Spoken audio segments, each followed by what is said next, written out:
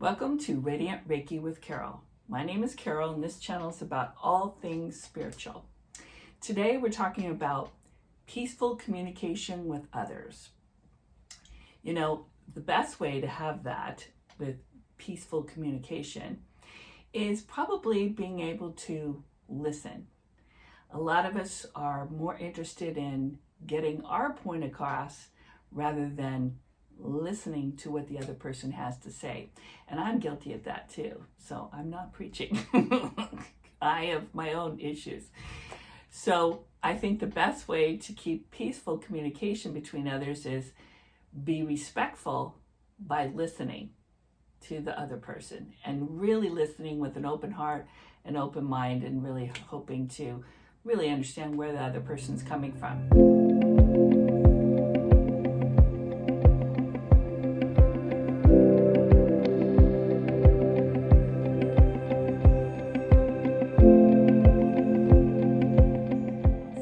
Whenever you're talking, do that with respect as well.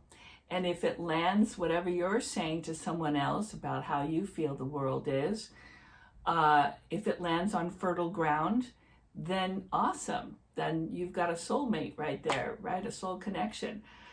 If it doesn't land on fertile ground, then that's when it's time to retreat and go, okay, because it doesn't matter how many different ways you say it, it probably won't ever land on fertile ground.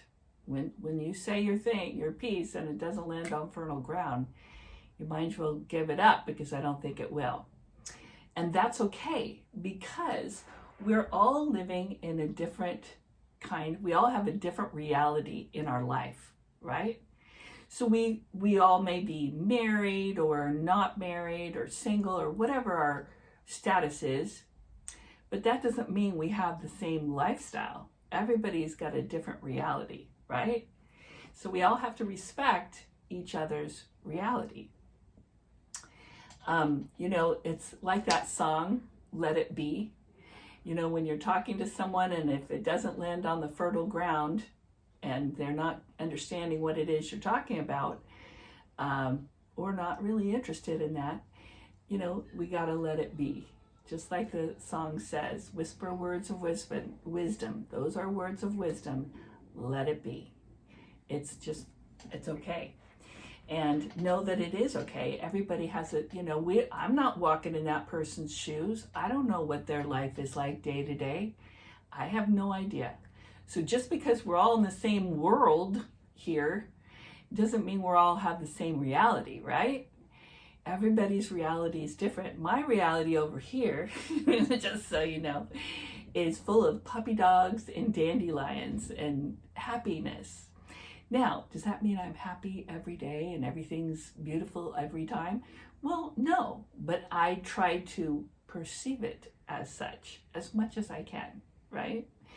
So that's what I'm interested in. I'm interested in having good perceptions and knowing that whatever things happen to me, if they're not something I prefer, then it's maybe for a good reason, and maybe I'm going to learn something from it, or something wonderful will come out of it, right? So that's the way I like to have my reality be over here with me. Another person's reality might be, I'm always stuck in traffic. I'm always going to have, nothing ever good's going to happen to me because it's me. It's always going to be that. That may be their reality. That's the way they want to live their reality. Then that's the way it is, So we all have a different reality going on, especially with the shift, this big shift in the universe right now. There's going to be a different reality. Some people are going to be interested in, personal growth. And other people will be interested in complaining. That happens sometimes, and we all complain. I do too. But I'm just saying, some people, you're going to grow more if you're doing less complaining, right? I think. So the important thing is that to understand your own reality and to figure out what's happening in your reality, whether especially if you think you're complaining, but even if you're perceiving everything lovely, to go into a meditation. That's going to help you understand your reality.